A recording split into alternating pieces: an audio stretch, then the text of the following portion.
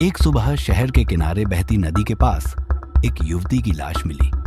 उसकी पहचान 21 वर्षीय साक्षी यादव के रूप में हुई, जो एक प्रतिष्ठित कॉलेज में बीए इंग्लिश ऑनर्स की अंतिम वर्ष की छात्रा थी। शुरुआती जांच में उसकी मौत डूबने से हुई प्रतीत हुई, लेकिन जब पोस्टमार्टम रिपोर्ट आई तो चौंकाने वाला खुलासा हुआ। उसके शरीर में नींद की गोलियों की अत्यधिक मात्रा पाई गई, यानी उसे पहले बेहोश किया गया और फिर पानी में फेंका गया। साक्षी को आखिरी बार कॉलेज की लाइब्रेरी के बाहर शाम 6 बजे देखा गया था। जब पुलिस ने उसके कमरे की तलाशी ली तो वहां एक निजी डायरी मिली और वही डायरी इस केस का सबसे बड़ा सबूत बन गई। उस डायरी में साक्षी ने खुलासा किया था कि वह अपने कॉलेज के प्रोफेसर राघव अवस्थी के बच्चे की मां बनने वाली थी। प्रोफेसर शादीशुदा था और साथ ही आने वाले विधानसभा चुनाव में एमएलए की टिकट भी मिलने वाली थी।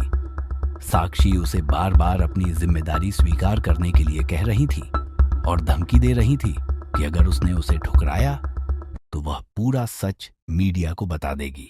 जांच के दौरान शक की सुई कई लोगों पर गई। साक्षी का क्लासमेट और पूर्व प्रेमी रवि शर्मा, जो हाल ही में उससे अलग हुआ था और डिप्रेशन में रहने लगा था, पहला संदिग्ध बना।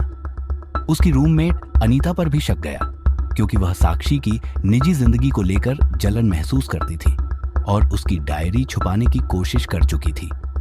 लेकिन असली मोड़ तब आया जब साक्षी के मोबाइल चैट्स से पता चला कि प्रोफेसर राघव ने उसे कई बार धमकाया था।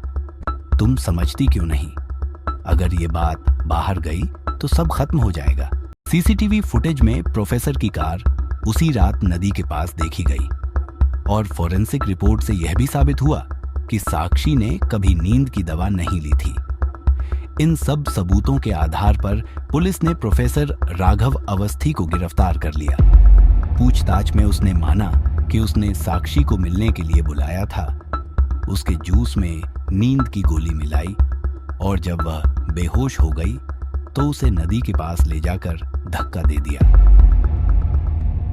प्रोफेसर पर आईपीसी की धारा 302 हत्या और 376 धोखे से यौन संबंध के तहत मुकदमा चला।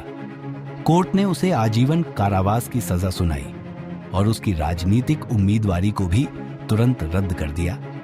एक लड़की की डायरी ने उसके कातिल को बेनकाब कर दिया और उसके सपनों के नकली महल को गिरा दिया।